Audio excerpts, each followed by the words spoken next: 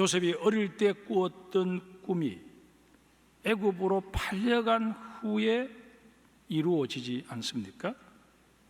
지난 주일에 요셉이 형들에 의해 애굽으로 팔려간 사실을 살펴보았습니다. 그런데 이 사건은 단순히 형들이 동생을 미워하고 시기해서 벌어진 사건이 아니라 그 배후에는 하나님의 계획과 하나님의 섭리가 있었다라는 사실을 확인했습니다. 오늘은 하나님께서 요셉을 어떻게 다루어 가시는지, 요셉의 계파, 역량을 어떻게 키워 가시는지 좀 더 구체적으로 살펴보려고 합니다. 노예로 애굽에 팔려간 요셉은 애굽 왕 바로의 최측근인 친위대장 보디발의 집으로 팔려가게 됩니다. 그런데 2절을 한번 보세요. 여호와께서 요셉과 함께 하심으로 그가 형통한 자가 되어 그의 주인 애굽 사람의 집에 있으니, 여기에 보면 여호와께서 요셉과 함께 하셨다라고 밝히고 있습니다. 이 표현은 39장에 4번이나 반복적으로 나오고 있습니다. 오늘 읽은 2절과 3절 그리고 21절과 23절입니다. 비참한 종살이가 시작된 상황에서 하나님께서 요셉과 함께 하셨고, 또 억울하게 성추행범으로 몰려서 지하 감옥에 갇히게 된 그 상황 속에 하나님이 요셉과 함께 하셨다, 그렇게 밝히고 있습니다. 요셉의 인생을 놓고 볼 때 가장 암울했던 시기입니다. 가장 절망적인 상황이었습니다. 그런데 다른 편안할 때는 이런 표현을 하지 않다가 이런 정말 인생의 막장에 다다르게 되었을 때 성경은 하나님께서 요셉과 함께 하셨다, 그렇게 표현하고 있다는 것입니다. 우리의 상식이나 우리의 이성으로는 선뜻 이해하기가 힘든 일이 아닐 수 없습니다. 그런데 이 구절을 통해 우리가 듣게 되는 강력한 메시지가 하나 있습니다. 그것은 바로 인간의 끝이 하나님의 시작이다 라는 메시지입니다. 우리가 오늘 본문으로 읽은 것은 창세기 39장 6절까지의 말씀입니다만은 실제로 오늘 설교에서 다룰 내용은 39장 전체의 내용입니다. 애굽의 종으로 팔려온 요셉의 인생은 크게 두 마디로 정리할 수 있습니다. 하나는 하나님이 함께 하셨다라는 것이고, 또 다른 하나는 하나님께서 형통하게 하셨다라는 것입니다. 먼저 하나님께서 함께 하셨다라는 의미를 우리 한번 살펴봅시다. 이 땅에서 꾸려주는 우리의 삶은 어렵고 막막할 때가 한두 번이 아닙니다. 요셉도 크게 다르지 않았습니다. 요셉의 나이 17세에 노예로 팔려가야만 했습니다. 노예가 어려서부터 아예 천덕꾸러기로 그렇게 살았다면 노예로 전락한 자신의 처지를 받아들이기가 그나마 덜 힘들었을 터인데 요셉은 전혀 그렇지 않았습니다. 집안의 상속자를 상징하는 케토네트 팥심, 소매가 길고 무릎까지 내려오는 그런 고급 의복을 입고 아버지의 편애 속에 기고만장하게 살아왔습니다. 그랬던 요셉이었기에 하루아침에 노예로 전락해버린 자신의 처지를 받아들이기가 결코 쉽지 않았을 것입니다. 처음 올라가는 매일같이 눈물로 밤을 지새웠을 것입니다. 보디발의 집에 먼저 들어온 다른 노예들의 텃세도 만만치 않았을 것입니다. 이런 상황에서 요셉이 아무리 믿음이 좋았더라도 하나님의 임재를 깨닫고 인정한다는 게 말처럼 생각처럼 쉽지만은 않았을 것입니다. 요셉은 하나님이 살아 계시다면 아무리 어머니가 다르다고 할지라도 이복형도 형인데 어떻게 동생을 노예로 팔아버릴 수 있단 말인가? 형들에 대한 분노로 하나님의 존재까지 불신하게 되었을 가능성이 큽니다. 그런데 요셉의 이런 모습에 대해 하나님께서는 요놈 봐라, 참 명랑한 놈일세, 그렇게 말씀하시며 요셉을 멀리 하시고 또 요셉을 형편없는 그런 사람으로 보아버리는 것이 아니라 오히려 긍휼히 여겨주셨습니다. 친히 그를 찾아와서 요셉아, 너무 힘들고 두렵지, 내 마음을 내가 다 안다, 그렇게 말씀하시며 그의 등을 두드려 주시고 어깨를 감싸 안아 주셨습니다. 아마도 하나님께서는 요셉에게도 우리가 잘 알고 있는 이사야 41장 10절의 말씀을 들려주실지도 모릅니다. 두려워하지 말라, 내가 너와 함께함이라. 놀라지 말라, 나는 내 하나님이 됨이라. 내가 너를 굳세게 하리라. 참으로 너를 도와주리라. 참으로 나의 의로운 오른손으로 너를 붙들리라. 노예로 전락한 요셉이 이런 하나님의 말씀이 자기 마음속에 들려오더라도 여기에 아멘하기가 결코 쉽지 않았을 것입니다. 계속해서 하나님, 지금 제가 처해 있는 이 정말 너무나도 가련한 상황을 뻔히 아시면서 어떻게 나에게 그런 말씀을 하실 수 있으십니까? 그렇게 하실 것이면 나를 처음부터 이런 상황 속으로 밀어넣지 말으셔야 하지 않으셨습니까?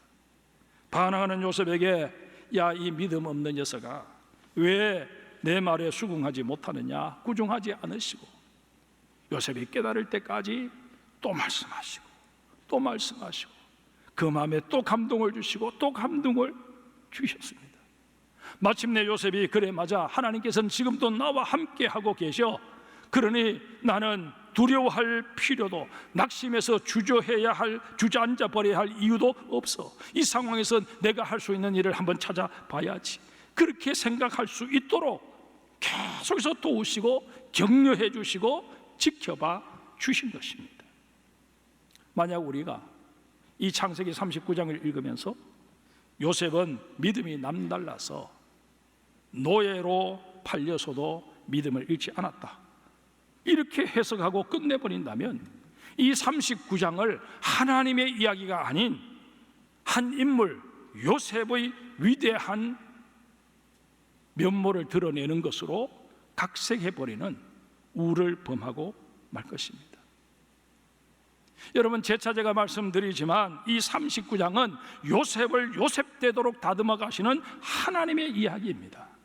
여러분과 제가 성경을 읽으면서 그 성경 속에서 어떤 정말 귀한 인물이 등장한다고 할지라도 그 인물에게 초점을 맞추시는 것이 아니라 그 인물을 위대하게 만들어 가시는 하나님의 손길을 볼 수 있는 눈을 가져야 할 줄 압니다.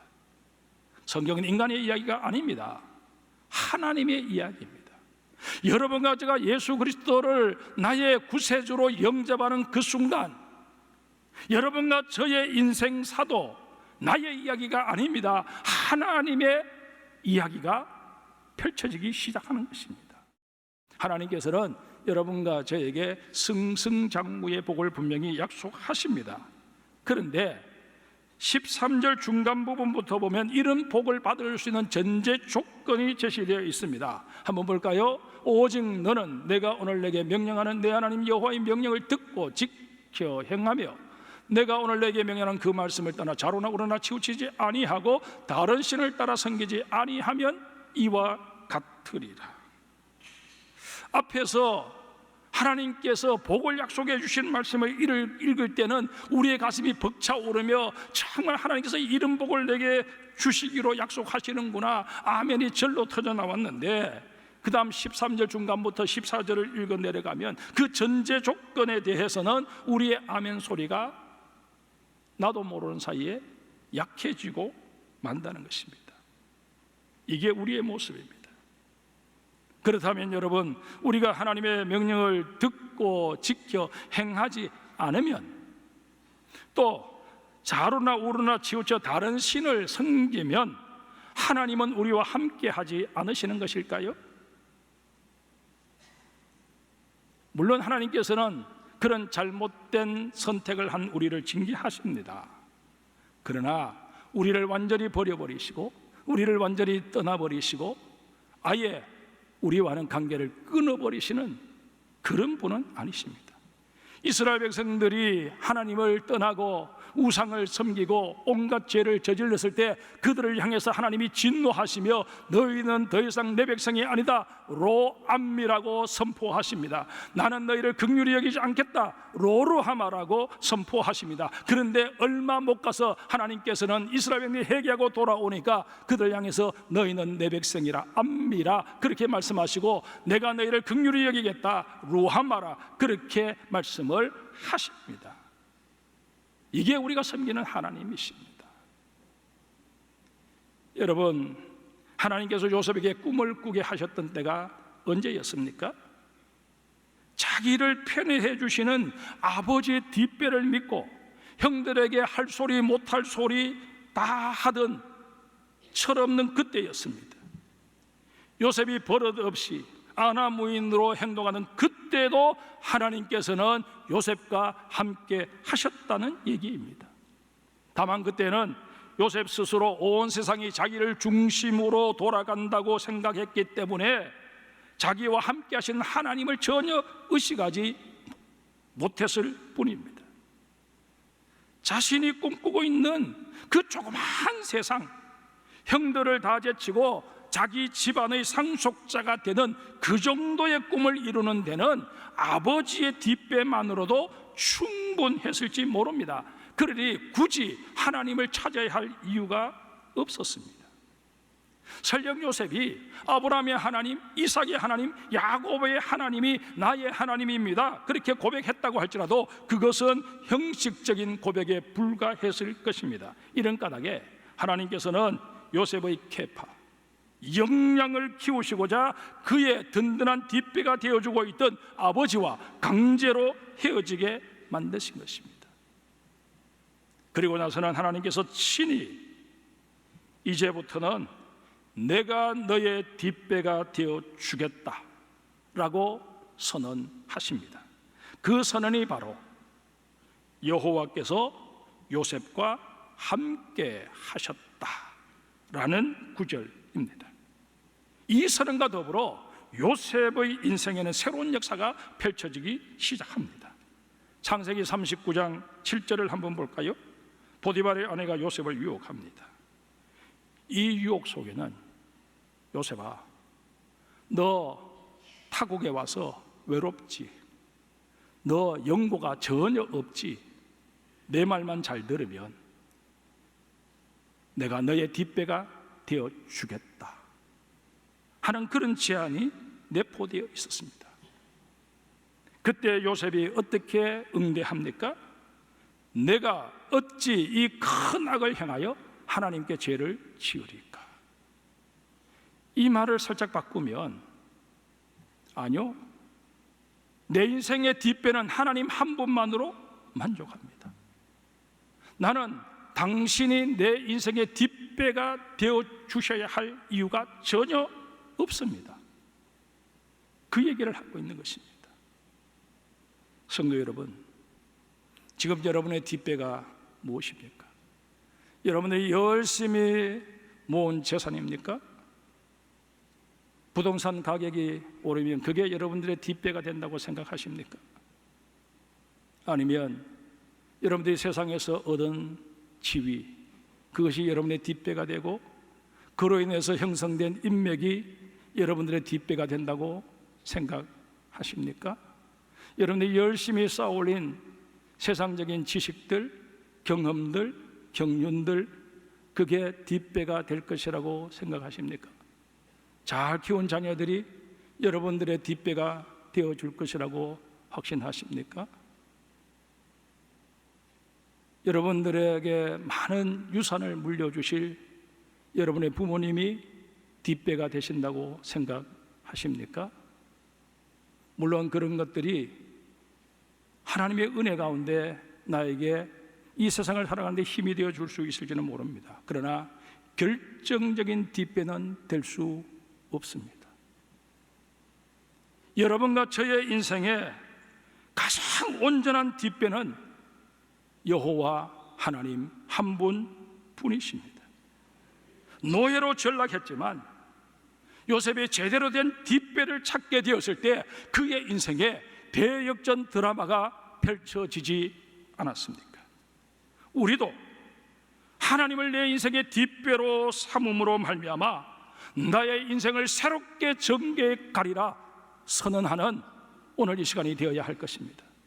우리가 성경 153 올람 운동을 시작할 때 그 올람 운동을 통해서 우리에게 계속해서 주시는 하나님의 말씀이 무엇입니까? 내가 너의 인생의 뒷배가 되겠다. 너가 이제까지 의지했던 모든 세속적인 것들, 그런 것들 이제 하나둘씩 내려놓았으면 좋겠다. 이제 나와 만날 날이 머지않아 점점 가까워지고 있는데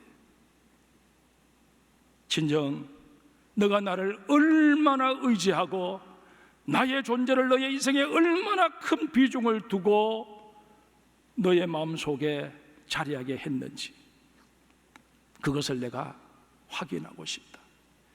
이 메시지를 내가 너에게 던지기 위해서 이 장성교회의 성경 153 운동이 시작되게 했다. 말씀하시는 이 음성에 아멘 하시는 우리 장성의 모든 성도들이 되시기를 주의 이름으로 축복합니다.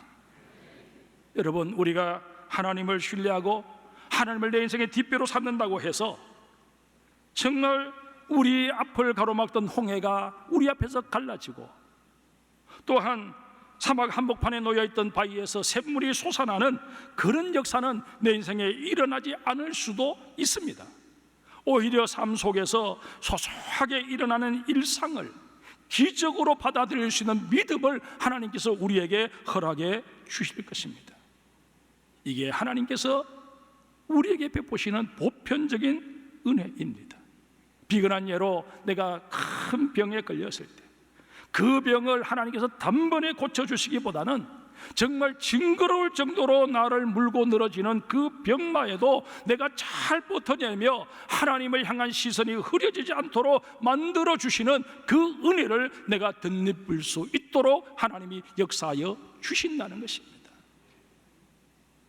이런 까닭에 우리는 그 어떤 상황에서도 기뻐할 수 있어야 하고 아무리 내 삶이 고달프고 인생의 막장으로 내동댕이 쳐진다고 할지라도 그 자리에서 기도의 무릎이 약해져서는 아니 됩니다. 또한 우리의 기도는 항상 하나님의 은혜에 감사하는 것이 되어야 합니다. 이것이 우리를 향하신 하나님의 뜻이라고 바울을 통해 우리 주님은 분명히 말씀하고 계십니다. 그러면 이제 형통한 자가 된다는 게 또 뭘 의미하는지 한번 살펴봅시다. 오늘 보면 2절에 보면 요셉이 형통하게 된 원인으로 하나님이 함께 하셨기 때문이라고 밝힙니다. 이렇게 본다면 형통한 자가 된다고 할 때 그 의미는 내가 계획한 대로 일이 일사천리로 진척된다거나 내가 바라고 원하는 대로 모든 일이 성사되는 게 아님을 깨닫게 됩니다. 형통하다라는 말에 해당하는 히브리어가 찰하입니다. 잘 되다, 성공하다라는 뜻이 내포되어 있습니다. 따라서 형통한 자가 되었다 하는 이 말은 성공한 사람이 되었다라는 뜻이기도 합니다. 본문 2절에서 요셉이 형통한 사람이 되었다라고 하는 이 말은 요셉이 성공한 사람이 되었다는 뜻이기도 합니다. 이때는 요셉이 총리 대신이 되기 전입니다. 여전히 그는 노예의 신분이었습니다. 23절에서도 다시 한번 하나님께서 요셉을 범사에 형통하게 하셨더라, 요셉을 범사에 성공하게 했다라고 하셨는데 이때 요셉의 형편은 어땠습니까? 성추행범으로 지하 감옥에 갇힌 그런 상태였습니다. 형편이 더 나빠졌습니다. 그러함에도 성경은 하나님께서 요셉을 성공하게 하셨다 증언하고 있습니다. 여기서 우리는 하나님께서 판단하시는 성공의 개념이 뭘 의미하는지 생각해 볼 필요가 있습니다. 세상에서 지위가 높고 아는 것이 많은 사람도 마찬가지입니다. 단지 그에게는 권력이 있을 뿐이고 지식이 많을 뿐입니다. 빌립보서 4장 7절에서 12절에서 13절에 바울이 이렇게 고백합니다. 나는 비천에 처할 줄도 알고 풍부에 처할 줄도 알아. 모든 일, 곧 배부름과 배고픔과 풍부와 궁핍도 처할 줄 아는 일체의 비결을 배웠노라. 내게 능력 주시는 자 안에서 내가 모든 것을 할 수 있느니라. 이게 형통한 자, 이게 하나님 보시는 성공한 인생의 모습입니다. 하나님께서 함께 하시는 요셉의 삶은 노예의 신분이든 죄수의 신분이든 상관없이 늘 형통했습니다. 늘 성공자의 모습이었습니다.